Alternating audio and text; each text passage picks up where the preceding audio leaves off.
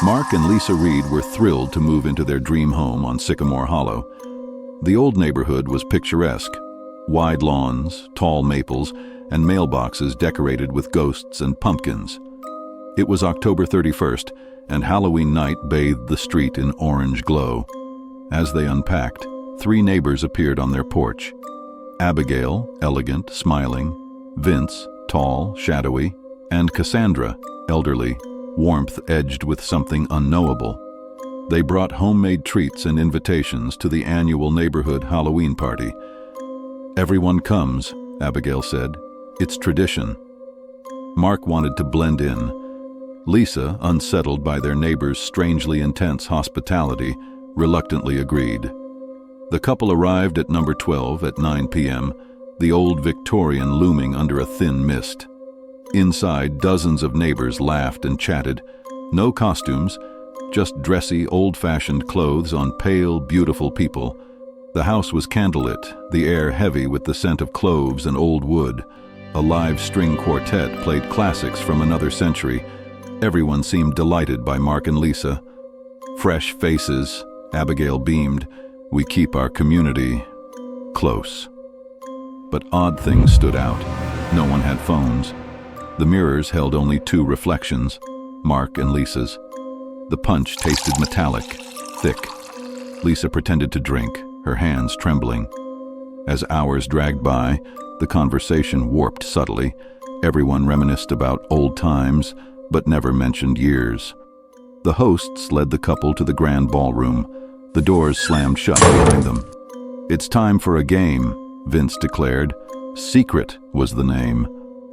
All guests stood in a circle, eyes fixed.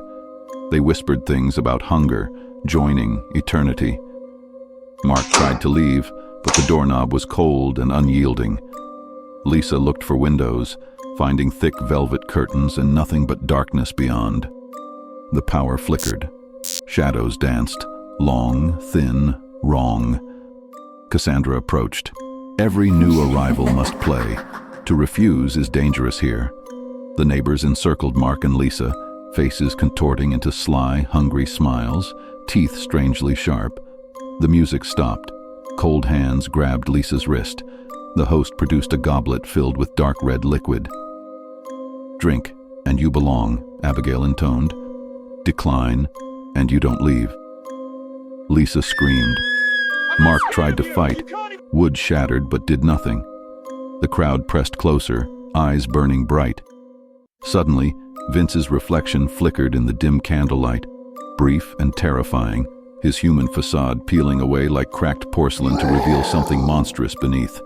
His eyes glowed with a hollow, unnatural light, and his mouth stretched wider than any human's as razor-sharp fangs gleamed against shadowed gums. The very air around him thickened, charged with the hunger of an ancient predator released from its carefully worn mask. Around them, the other neighbors' faces twisted from pleasant smiles into sinister predators' leers. Their pale skin seemed to shimmer, veins darkening, muscles tightening in anticipation. Time slowed as the realization crashed over Mark and Lisa. These were no ordinary neighbors. They were ancient creatures, vampires, hungry for fresh blood. "It's been ages." Cassandra's voice slithered through the silence like cold smoke, "since we had fresh guests brave enough to join our little tradition." She stepped closer, voice dropping to a low, hissing whisper. "One night, one change. Forever." Lisa's heart pounded, desperation rippling through her voice as she begged, "Please, don't do this. There has to be another way."